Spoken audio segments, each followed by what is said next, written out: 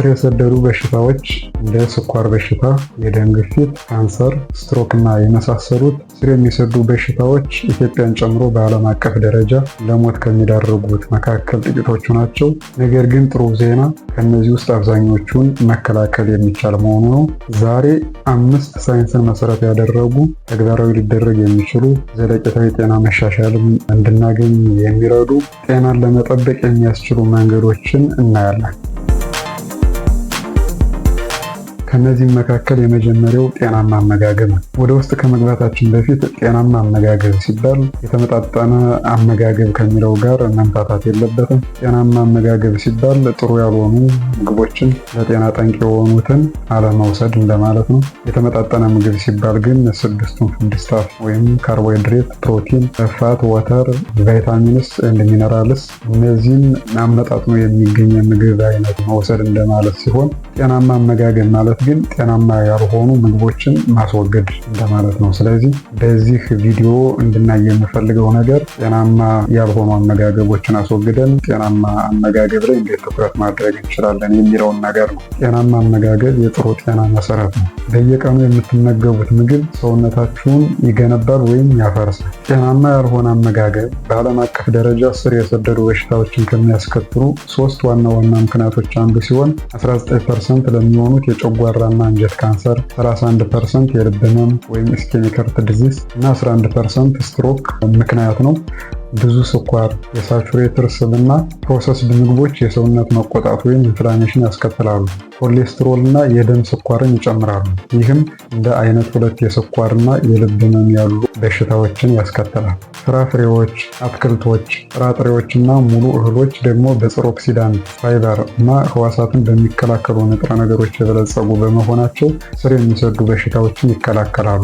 እነዚህን ስር የሚሰዱ በሽታዎች ለመከላከል እንደ ጤፍ፣ አጃ፣ ስንዴ፣ ገብስ፣ በቆሎ፣ ከአትክልቶች ደግሞ ጎመን፣ ካሮት፣ ስፒናች፣ ከጥራጥሬዎች ምስር፣ ሽምብራ፣ ባቄላ፣ አተር፣ ከፍራፍሬዎች ደግሞ ሙዝ፣ ብርቱካን፣ ፓፓያ፣ አቮካዶ፣ ጤናማ ቅባቶችን ተልባ፣ ሰሊጥ፣ የአቮካዶ ዘይት፣ መጠነኛ የወይራ ዘይት እነዚህ ጤናማ የሆኑ ምግቦች ናቸው። ከተቻለ ልንመገባቸው የማይገቡ ወይም ልንቀንሳቸው የሚገባ የምግብ አይነቶች ደግሞ የተጠበሱ ምግቦች ማለትም እንደ ሳምቡሳ፣ ቺፕስ፣ የታሸገ ስጋ፣ ለስላሳ መጠጦች፣ ከመጠን በላይ ጣፋጭ ቡና ወይም ሻይ፣ ነጭ ዳቦ ወይም የተጣራ ሩዝ ናቸው። ነጭ ዳቦ አነስተኛ ፋይበር፣ አነስተኛ ቫይታሚኖች እና ማዕድናት እንዲሁም አነስተኛ ፕሮቲን ያለው ውጤቶቹን በደም ውስጥ ያለው የስኳር መጠን በፍጥነት መጨመር እና ለትንሽ ጊዜ ብቻ የሚቆይ ኃይል እንዲሰጥ ያደርገዋል። አዘውትሮ ነጭ ዳቦን መጠቀም ለስኳር በሽታ፣ ከመጠን ያለፈ ውፍረት እና ለልብ ህመም የመጋለጥ እድልን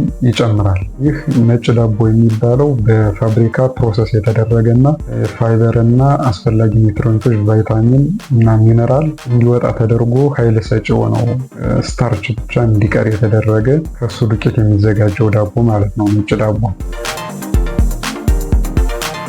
ሁለተኛው ሳይንሳዊ ስር የሚሰዱ በሽታዎችን ለመከላከል ልንጠቀሙ የሚገባው መንገድ መደበኛ የአካል ብቃት እንቅስቃሴ ማድረግ ነው። ንቁ መሆን መድኃኒት ሳያስፈልግ ለሰውነት የዕለት ተዕለት ጤናን እንደመስጠት ነው።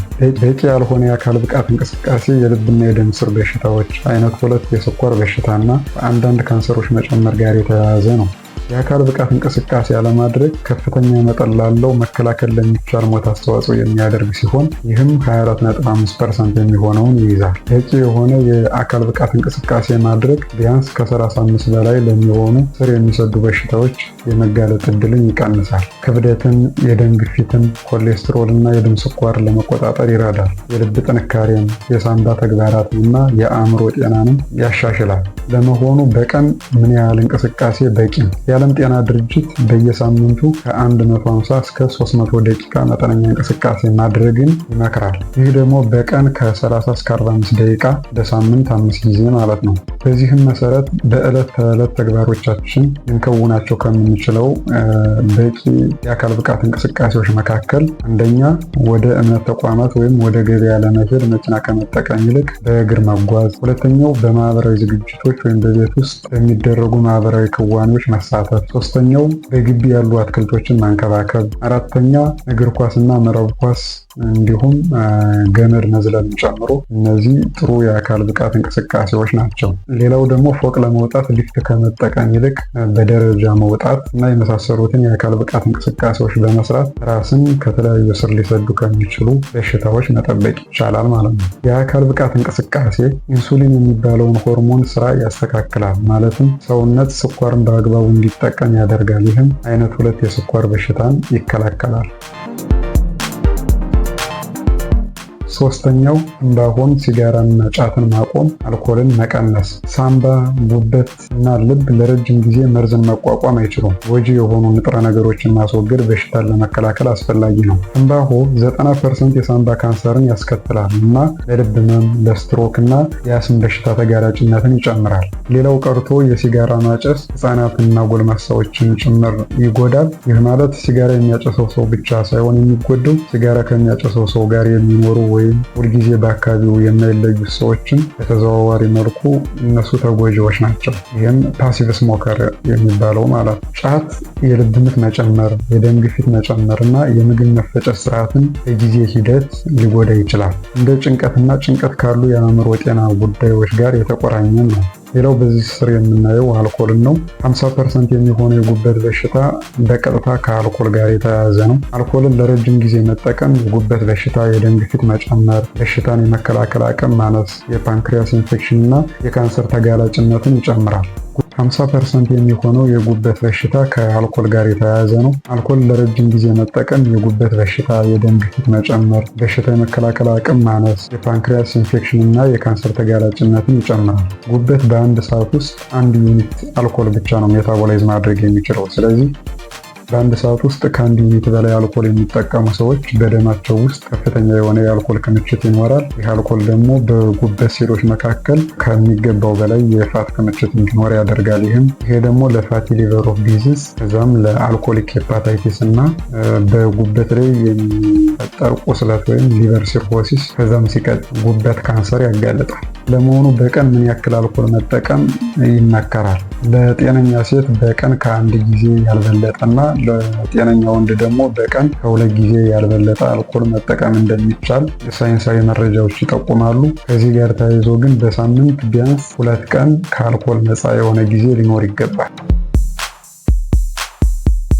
አራተኛው ጭንቀትን መቀነስና በቂ እንቅልፍ መውሰድ ነው። ስር የሰደደ ውጥረት ወይም ክሮኒክ ስትረስ የደም ግፊትን የሚጨምርና በሽታ የመከላከል አቅምን የሚያዳክም ኮርቲሶል የተባለውን የጭንቀት ሆርሞን እንዲለቀቅ ያደርጋል። ይህም ለተለያየ ለደም ግፊት መጨመር፣ ለስኳር በሽታ የመከላከል አቅም ማነስ አይነት ችግሮች ያጋልጣል። ሌላኛው እንቅልፍ ማጣት ነው። በቀን ከ6 ሰዓት በታች መተኛት በአይነት 2 የስኳር በሽታ የመያዝ እድልን በ28%፣ ለልብ ህመም የመጋለጥ እድልን በ48%፣ ለስትሮክ የመጋለጥ እድልን በ15%፣ ለደም ግፊት መጨመር የመጋለጥ እድልን በ20%፣ ከልክ ላለፈ ውፍረት የመጋለጥ እድልን በ55%፣ በሽታ የመከላከል አቅምን በ70%፣ በአንጀት ካንሰር የመጋለጥ እድልን በ32% ይጨምራል።